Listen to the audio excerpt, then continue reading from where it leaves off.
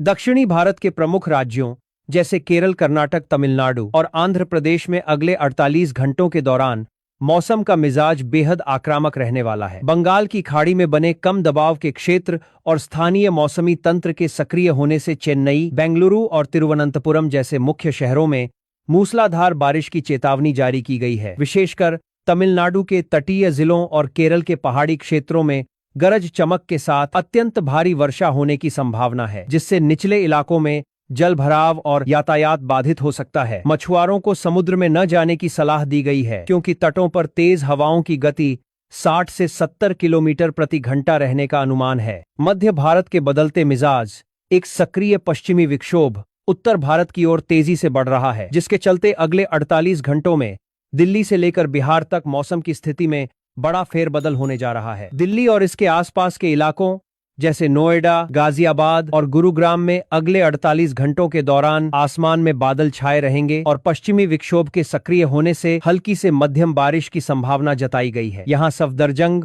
और पालम जैसे मुख्य केंद्रों पर रात का तापमान गिरने और दिन में ठंडी हवाएं चलने का अनुमान है, जिसके साथ कुछ इलाकों में गरज चमक के साथ ओले गिरने की भी चेतावनी जारी की गई है। प्रशासन ने दिल्ली वासियों को सलाह दी है कि वे घर से बाहर निकलते समय गर्म कपड़ों और छतरी का साथ रखें, क्योंकि तेज हवाओं के साथ बारिश ठंड के एहसास को काफी बढ़ा सकती है। हरियाणा राज्य के प्रमुख जिलों जैसे अंबाला, करनाल, कुरुक्षेत्र, रोहतक और हिसार में अगले 2 दिनों तक मौसम काफी चुनौतीपूर्ण रहने वाला है। यहाँ शीतलहर का प्रकोप जारी रहेगा और पश्चिमी विक्षोभ के प्रभाव से राज्य के उत्तरी और पश्चिमी जिलों में हल्की बारिश के साथ ओलावृष्टि होने की प्रबल संभावना है। कृषि विभाग ने किसानों को चेतावनी दी है कि वे खड़ी फसलों के लिए ओलावृष्टि से बचने के उपाय करें, क्योंकि अचानक होने वाली यह बारिश खेती के लिए नुकसानदेह साबित हो सकती है, जबकि कोहरे के कारण दृश्यता शून्य रहने की आशंका है। उत्तर प्रदेश के पश्चिमी जिलों में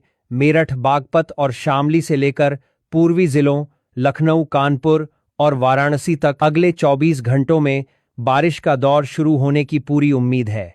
मौसम विभाग के अनुसार पश्चिमी उत्तर प्रदेश में मध्यम दर्जे की वर्षा होगी, जबकि प्रयागराज और गोरखपुर जैसे जिलों में आसमान में बादल छाए रहेंगे और छिटपुट बूंदाबांदी हो सकती है। तराई के इलाकों में घने कोहरे के साथ साथ कुछ स्थानों पर बड़े आकार के ओले गिर सकते हैं, जिससे तापमान में 4 से 5 डिग्री तक की गिरावट दर्ज की जा सकती है। बिहार के पटना, गया, भागलपुर और पूर्णिया जैसे प्रमुख जिलों में अगले 48 घंटों के दौरान मौसम विभाग ने येलो अलर्ट जारी किया है। यहाँ ठंडी पछुआ हवाओं का जोर बना रहेगा और पश्चिमी विक्षोभ के असर से शुक्रवार शाम तक हल्की वर्षा होने का अनुमान है। कोहरे की चादर पूरे राज्य को ढके रखेगी, जिससे रेल और सड़क यातायात प्रभावित होने की संभावना है। राज्य के कुछ दक्षिणी हिस्सों में आकाशीय बिजली चमकने और हल्की ओलावृष्टि की भी चेतावनी दी गई है, जिससे जनजीवन पर असर पड़ सकता है। मध्य प्रदेश के ग्वालियर, चंबल संभाग और भोपाल जैसे मुख्य क्षेत्रों में अगले 48 घंटों में बादल छाए रहने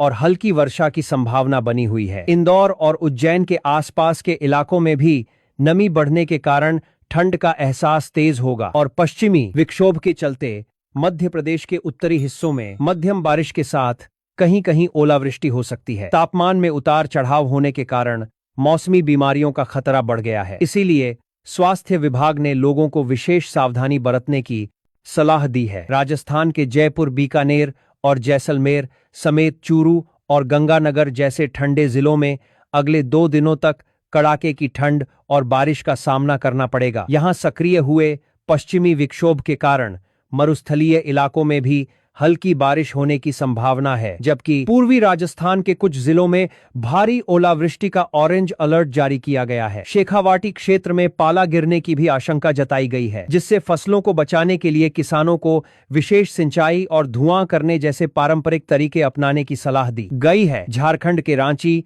जमशेदपुर और धनबाद जैसे शहरों में अगले 48 घंटों में आंशिक रूप से बादल छाए रहेंगे। हालांकि यहां बारिश की तीव्रता उत्तर भारत के मुकाबले कम रहने की उम्मीद है, लेकिन फिर भी कुछ स्थानों पर गरज के साथ हल्की बौछारें पड़ने की चेतावनी दी गई है। राज्य के संथाल परगना और कोल्हान क्षेत्र में न्यूनतम तापमान में थोड़ी बढ़ोतरी के बाद अचानक गिरावट आ सकती है, जिससे सर्दी का सितम और बढ़ जाएगा। झारखंड में अगले 2 दिनों तक सुबह के समय घना कोहरा छाए रहने का भी अनुमान है। छत्तीसगढ़ के रायपुर, बिलासपुर और अंबिकापुर जैसे जिलों में मौसम फिलहाल शुष्क बना हुआ है, लेकिन अगले 48 घंटों में उत्तरी छत्तीसगढ़ के कुछ हिस्सों में बादल छाने और हल्की बूंदाबांदी होने की संभावना से इनकार नहीं किया जा सकता। विशेषकर सरगुजा संभाग में ठंडी हवाएं चलने से रात के तापमान में कमी आएगी और पश्चिमी विक्षोभ का हल्का असर यहां भी देखने को मिल सकता है। उत्तराखंड के पहाड़ी जिलों